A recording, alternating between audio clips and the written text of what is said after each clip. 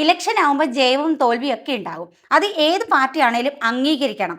ജയിക്കാൻ സാധ്യതയുള്ള പാർട്ടിക്കാർ നടത്തുന്ന പ്രചാരണത്തിനിടയ്ക്ക് കയറി അലമ്പുണ്ടാക്കുക, അതുപോലെ തന്നെ പാർട്ടി ഓഫീസ് തല്ലിപ്പൊളിക്കുക, ആ പാർട്ടിക്ക് വേണ്ടി പ്രവർത്തിക്കുന്നവരുടെ നേരെ ഗുണ്ടായിസം കാണിക്കുക, ഇതൊക്കെയാണ് ഇപ്പം നടന്നു വരുന്നത്. അപ്പോൾ അങ്ങനെ ഒരു ഗുണ്ടായിസം ഇന്ന് സോഷ്യൽ മീഡിയയിൽ പ്രചരിക്കുകയുണ്ടായി. അപ്പോൾ ഈ ഒരു വീഡിയോ നിങ്ങളൊന്ന് കണ്ടു നോക്കൂ.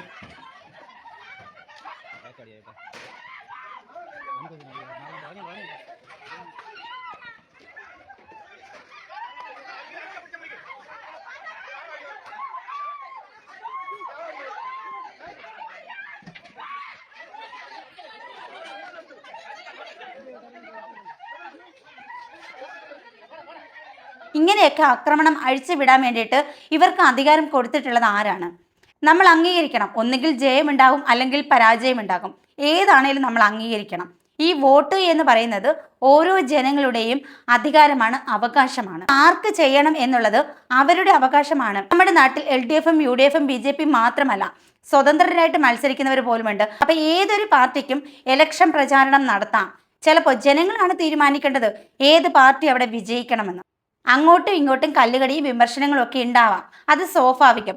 പക്ഷേ ഈ ആക്രമണം അത് ശരിയായ നടപടിയല്ല. കാരണം തോക്കുവാണെന്നുണ്ടെങ്കിൽ അത് ജനങ്ങളുടെ വിധിയായിട്ട് അംഗീകരിക്കുക, അല്ലാതെ അവിടെ കയറി ഗുണ്ടായിസം കാണിക്കുക അല്ല വേണ്ടത്. അപ്പൊ ഈ ജനങ്ങൾ എങ്ങനെയാണ് വോട്ട് ചെയ്ത് ഇങ്ങനെ ഗുണ്ടാ വിളയാട്ടം നടത്തുന്നവരെ വിജയിപ്പിച്ചു വിടുക? എന്ത് സമാധാനത്തിലാണ് ജനങ്ങൾ ജീവിക്കുക?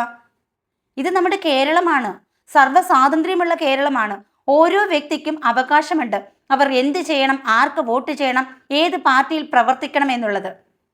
വിമർശനങ്ങൾ ഉണ്ടായിക്കോട്ടെ, അല്ലെങ്കിൽ വിമർശിച്ചോട്ടെ. ഇപ്പം ഞാൻ എൻ്റെ കാര്യം തന്നെ പറയാം. ഇപ്പം ഞാൻ പല പോസ്റ്റുകളും ഞാൻ പങ്കുവെക്കാറുണ്ട്.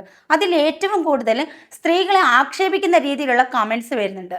UDFോ LDFോ ഏത് പാർട്ടി ആയിക്കോട്ടെ, നമ്മുടെ മുന്നിൽ കാണുന്ന അഴിമതികളും ആക്രമണങ്ങളും ശരിയല്ലാത്ത കാര്യങ്ങൾ കണ്ടു കഴിഞ്ഞാൽ അത് വിമർശിക്കാനുള്ള അവകാശം, അധികാരം ജനങ്ങൾക്കുണ്ട്. അപ്പം നമ്മുടെ അഭിപ്രായം നമ്മൾ പറയുമ്പോഴത്തേക്കും അതിൽ വന്ന് എത്ര മോശമായിട്ടാണ്, എത്ര അസഭ്യമാണ് വിളിച്ചു പറയുന്നത്. നിങ്ങൾ തന്നെ ആലോചിച്ച് നോക്കൂ.